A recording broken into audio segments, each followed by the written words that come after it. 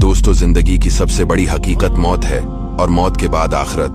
अल्लाह ताला का फरमान है, हर जान को मौत चखनी है और तुम्हारे बदले तो क़ियामत ही को पूरे मिलेंगे। बनी इसराइल में एक मगरूर शख्स एक बंद कमरे में था। अचानक कमरे में एक शख्स दाखिल हुआ।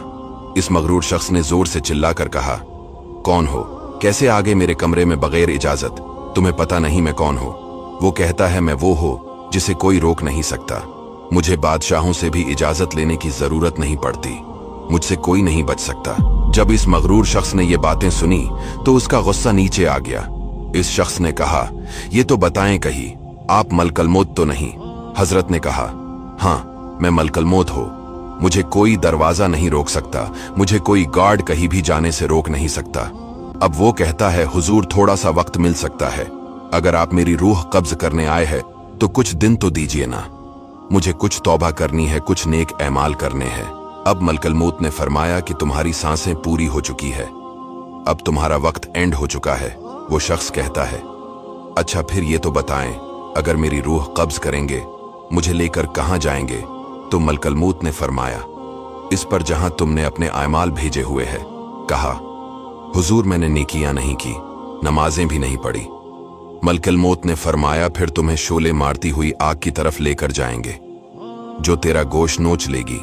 ये कहकर मलकल मौत ने उसकी रूह कब्ज कर ली। वो मुर्दा होकर गिर पड़ा। घर में रोना धोना मच गया। दोस्तों सोचिए, ये हमारे साथ भी होना है।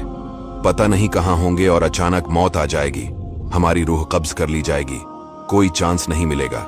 दोस्तों, क्या कभी गौर किया है कि कब्रिस्तान की गमनाक हवाएं ज़बान हाल से ऐलान कर रही है, ए दुनियावी जिंदगी पर मुतमईन रहने वालों, तुम सभी को एक ना एक दिन यहां वीराने में कब्र के गहरे गड्ढे के अंदर आ पड़ना है। याद रखें, ये कब्रें जो ऊपर से एक जैसी दिखाई देती है, जरूरी नहीं कि इनके अंदरूनी हालातें भी यकसां हो। जी हां, इस मिट्टी के अंदर ढेर होने वाला अगर नमाजी था, रमजान शरीफ के रोजे रखने वाला था, सच बोलने वाला था, अल्लाह से डरने वाला था, ज़कात पूरी अदा करने वाला था, रोजी हलाल कमाने वाला था, आजिज़ी करने वाला था, कुरान की तिलावत करने वाला था, इखलाक का पेकर था, हुजूर अलैहिस्सलाम का दीवाना था। इसकी कब्र जो ऊपर से मिट्टी की छोटी सी ढेरी निमा दिखाई दे रही है, हो सकता है उसकी कब्र में जन्नत की खिड़की खुली हुई हो।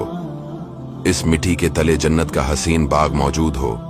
दूसरी तरफ इस मिट्टी के ढेर तले दफन होने वाला अगर बेनमाजी था, रमजान के रोजे जानबूझकर बर्बाद करने वाला था, फर्ज होने के बावजूद ज़कात ना देने वाला था, हराम रोजी कमाने वाला था, शराब पीने वाला था, जिनाकार था, चोरी करने वाला था, डाका डालने वाला था, माँ बाप को सताने वाला था, तो हो सकता है कि मिट्टी के इस पर सुकून नजर आने वाले ढेर तले बेकरारी का आलम हो।